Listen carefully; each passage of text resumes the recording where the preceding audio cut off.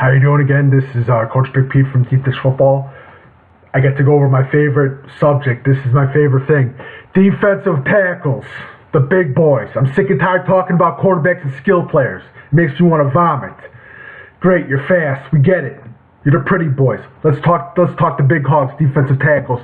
State of Illinois, class of 2017. And here we go. This is not part of panel rankings. This is from my perspective. Devontae Dunn from Nazareth Academy. He's the best defensive tackle in the state.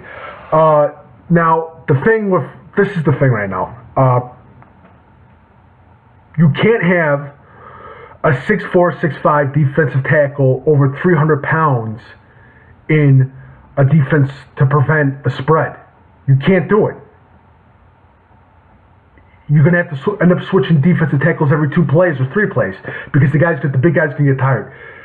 The thing right now, and it's going to be popular now, is you're going to get those smaller defensive tackles that have nice athleticism. And Devontae Dunn from Nazareth Academy has that athleticism. Not only that, but I never seen a guy. I saw him at the Nazareth camp the first time. I saw him do one mistake, he did one thing with his first step when he got out. And I saw it in his mind, in his eyes, in the way he was talking to himself, that he made a mistake. He automatically corrected it the next time he was up. And I'm completely blown away by this kid's classiness and this kid's leadership. He is a leader. Devontae Dunn from Nazareth is a leader. Next person, Chris Ellimore from Phillips. I really do like this kid. This kid is something special. Speed off the ball, great collision rate with the guard and center, great reading ability.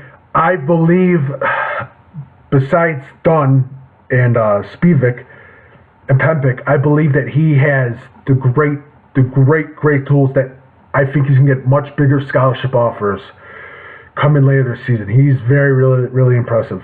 Next guy, I like this guy because this guy's funny. Joe Spivak from Montini. Guy's built like an effing rock.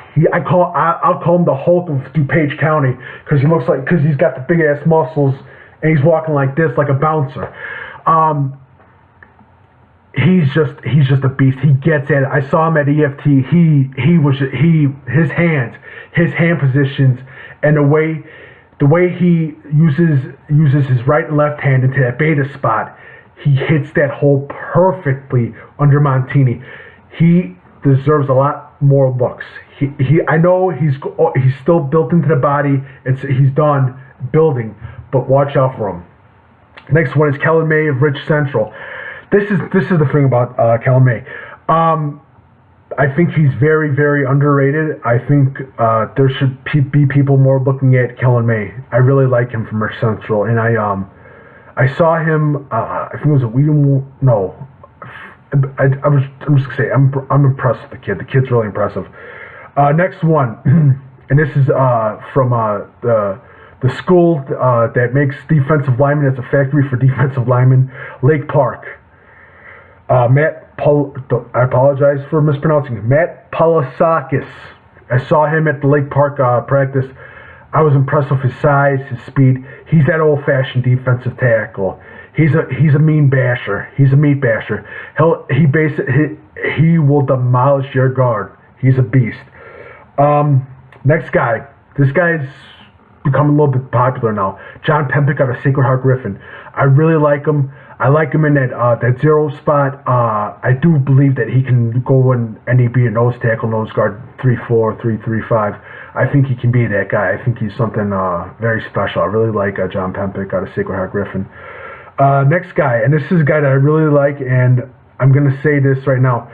He's going to prove something this season. He's from Brother Rice. His name is Larry Washington. Watch out for him. I really like Larry Washington out of Brother Rice. He's good. He's going to be something special.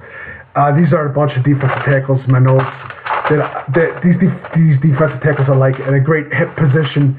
Most of these guys have great hip position. The one that I'm impressed with is Matt Polasakis out of Lake Park. He's a big guy, but his hip position is it's unbelievable. I've never seen a big guy move that way with his hips. It's literally unbelievable.